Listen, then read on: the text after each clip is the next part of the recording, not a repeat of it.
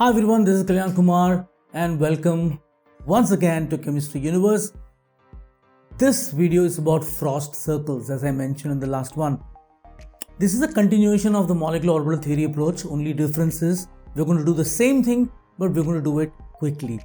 For example, in benzene, I showed you how the orbitals are arranged. There was one at the lowest, then there were two again bonding which were degenerate, then there were two anti-bonding that were also degenerate, and one on top which was again anti-bonding. So the same way of getting the orbital diagram can be done using Frost circles quickly. Of course, it's not going to give you energy gaps. The gaps here will not represent the actual energy gaps, but it's a very qualitative treatment for the molecular orbital theory, things that you can make and get easily. But again, a caveat, remember it will only work in two situations. Situation number one, the molecule that you are going to be using it in has to be either aromatic or anti-aromatic. The method will not predict whether it is aromatic or not. Of course, if it is aromatic and you use Frost circle, it will tell you. If it is anti-aromatic, you use Frost circle, it will tell you. But if it is non-aromatic and you end up using Frost circle, that is not going to tell you it is non-aromatic, because you're using the wrong method for the wrong molecule. So the method by itself is not problem.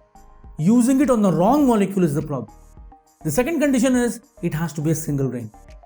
A single ring aromatic, single ring anti-aromatic can be worked out using Frost circles. So let's have a look. Alright, we have spent pretty sufficient amount of time building up and drawing out the molecular orbitals of various species. In this video, we'll learn an extremely useful shortcut that will help us draw the energy levels of aromatic and anti-aromatic molecules, and that too very quickly. The trick is called Frost circles, or sometimes called the polygon method. Now, first recall what we saw in the energy levels of benzene, the molecular orbital energy levels. Benzene was here, and let's say this is the energy axis, the top to bottom. This is the level of energy of atomic orbitals. We saw one psi1 down, there was psi2 and psi3 degenerate but still bonding, and above this we saw two anti-bonding, the psi4 and the psi5, and then you have psi6, the topmost, and this is the bonding, this is the anti-bonding, and we put two electrons here, we put two here, and we put two here, and we said, oh great, we got bonding. Everything in bonding MOs, and all of them are paired. So that was the reason we drew this. The useful observation is these energy levels can be superimposed on a hexagon with the vertex pointing down. So what does this mean? It means you can draw the hexagon like this, make sure that the vertex is pointing down, and wherever there is a vertex, you have an energy level. So I have an energy level, and this the midpoint, the horizontal line which is drawn through the center of the polygon is the energy of the atomic orbital. Anything lower is molecular bonding, anything above is molecular anti-bonding. And all the vertices represent energy levels. So one energy level down, that is to say matching with this. There is one matching with this, there is one matching with this, one here, and one on top. Can you see the same arrangement that you saw in benzene? Two here, and two here, 6 pi electrons. The energy levels for cyclobutadiene can be superimposed on a diamond, which is just a fancy name for a square with its vertex pointing down. Remember, diamond is not in this shape, though we call this as a diamond shape. So again, line joining the centers, atomic orbital energy, and how many pi electrons do you have? 4. Remember, there's one energy level here, bottom, 2 at the level of atomic orbitals, 1 anti-bonding, put 2 here, put 1 here, and put 1 here. As can be noticed, the cyclobutadiene has unpaired electrons. Whenever the HOMO has unpaired, HOMO means highest occupied molecular orbitals have unpaired electrons, we say it is anti-aromatic. And if everything is paired, even the HOMO is paired, we call it aromatic. Now, the molecular orbital theory predicts that since cyclobutadiene has unpaired electrons, it must be paramagnetic and susceptible for dimerization. And both the predictions have been observed practically. Two molecules of cyclobutadiene do react with each other to form a dimer. So we got this, we got this. Now how do we get the dimer here? Now to get the dimer here, what we need to understand is just treat them as a diradical. That means break this pi bond equally, putting one dot here and one dot here. Break this pi bond equally, putting one dot here and one dot here. These two will attach themselves, these two will attach themselves, and you get sort of boxes which are actually represented like this. 3 boxes and with 2 intact pi bonds. Now this trick works only for single ring molecules, as I mentioned. The actual energy gap is not the representation. This is only a qualitative workaround for the quantitative molecular orbital approach. Therefore, there may be cases where this method may predict something which may not be actually observed. That is because this method assumes the molecule to be planar. Say for example, the 8-membered ring. Remember, it was not anti-aromatic, it went out of play. Now this method doesn't know. Even the molecular orbital theory doesn't know. But the fact is, when you actually calculate using the MOT, you will be able to figure out there's something wrong with this molecule. But the Frost circle is only a qualitative treatment, a workaround to get the same MOT data quickly wherever MOT works for that particular thing, for aromatic and anti-aromatic. So if you use cyclooctatetraene with Frost circle, it will predict something which won't be correct, because first of all, cyclooctatetraene being non-aromatic should not have been treated with the Frost circle.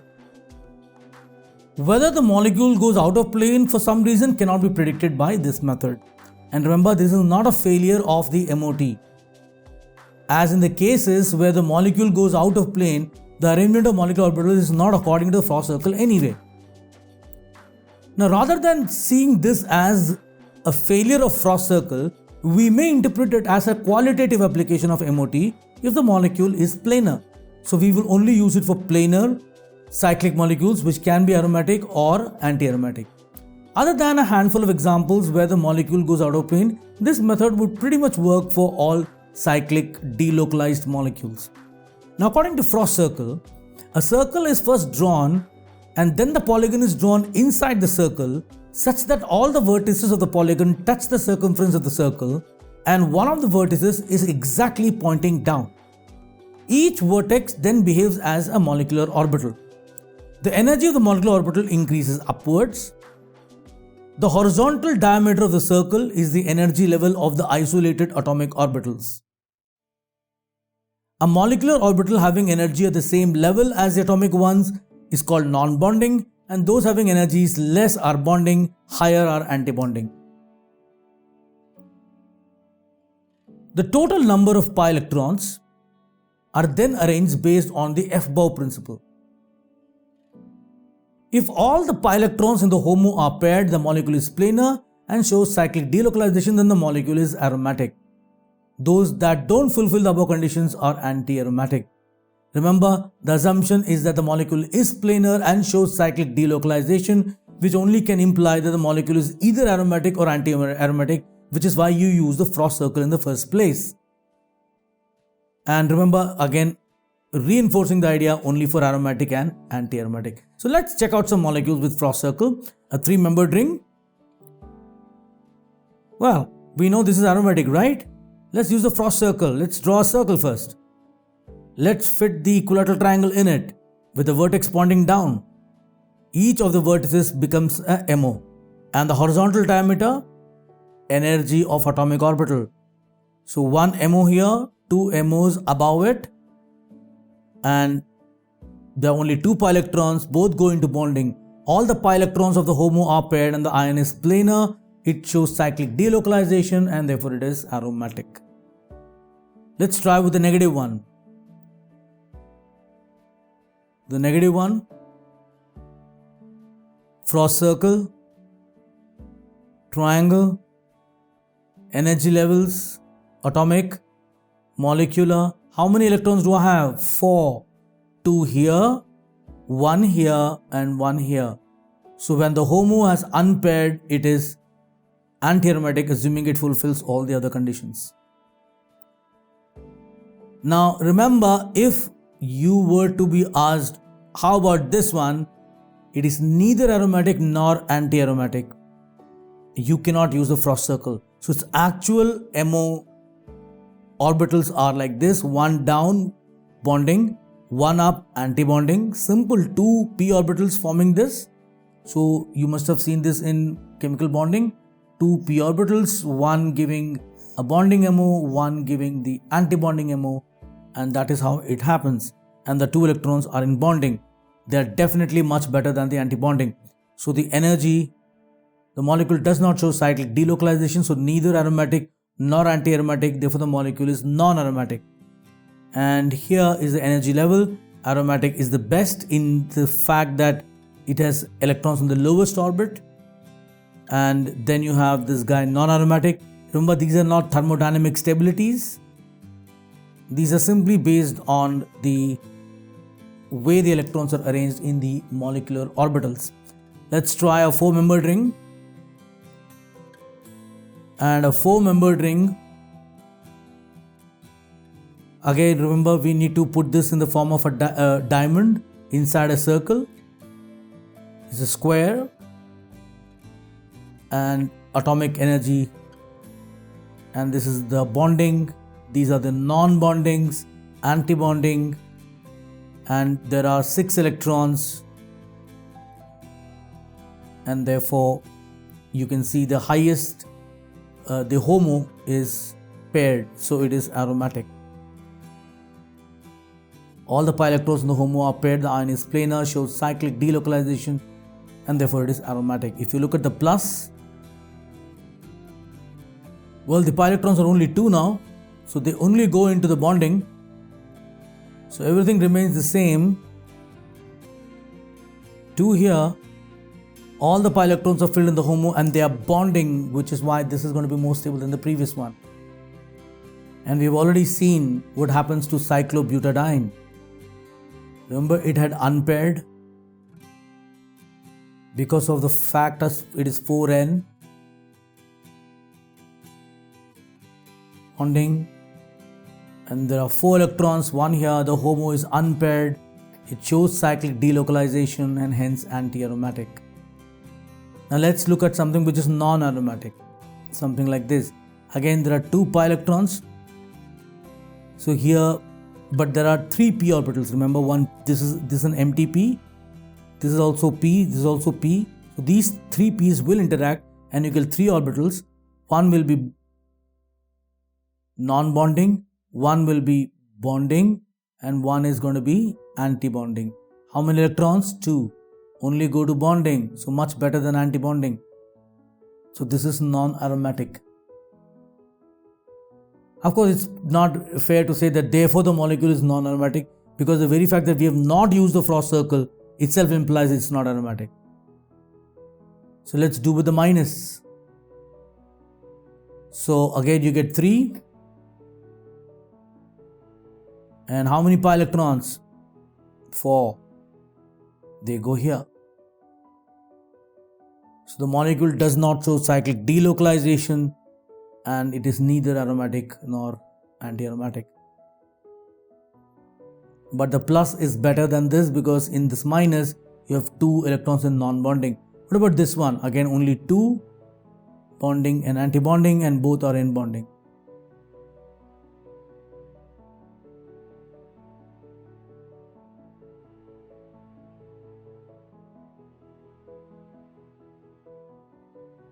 The 5 has a negative ion. Remember, put the pentagon downwards. Energy levels 1, 2 of them here, 2 of them here, and how many electrons? 6 electrons. 2, 4, 6. And all the pi electrons in the HOMO are paired. The ion is planar, shows cyclic delocalization, therefore the ion is aromatic. Let's look at the plus. Well, here again, we know it's anti-aromatic, but let's find out why. Because 4 electrons can only be filled this way. The HOMO is unpaired.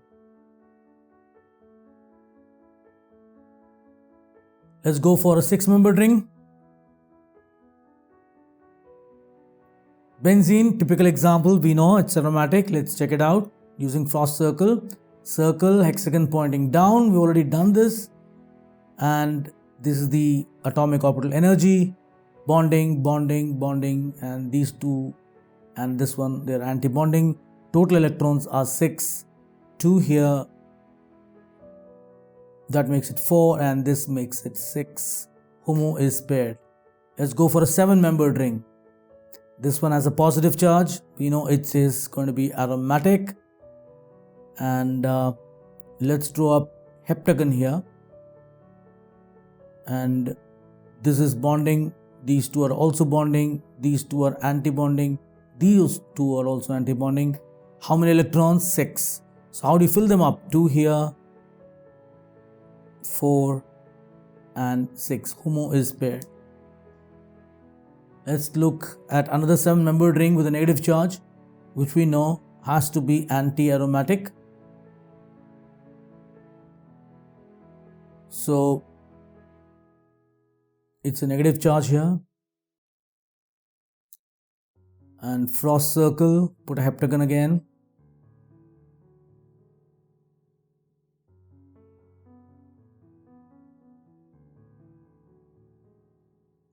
And total electrons are 8 now.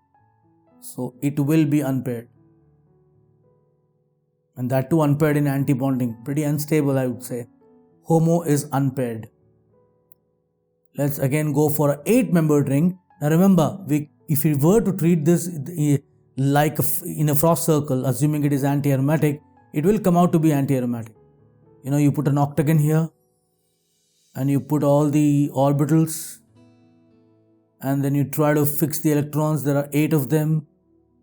2, 4, 6, 8. So if you didn't know that it is not planar, you would use this. So this method is not the problem. You're using the wrong method for a molecule which it shouldn't be used for. So the molecule is expected to be anti-aromatic, but then it's not planar at all. So you can't use it. The method itself will not tell you that. But remember, this guy with 2 positive and 8-membered ring is aromatic. We know that. So if you were to use frost circle, for which we can use, look at what we get. 1, 2 more, 2 here, 2 here, 1 here. How many electrons? 6. 4. This is 2. This makes it 4. And this makes it 6. All are paired. HOMO is paired. You don't have to bother. Then again, with a negative charge, let me do it fast. It's heptagon again, and I'm just quickly drawing the orbitals. You can pause the video and have a look at them again. And 2 here. Now you have 10 electrons, remember? So now we get the non-bonding, but they're all paired. The HOMO is paired.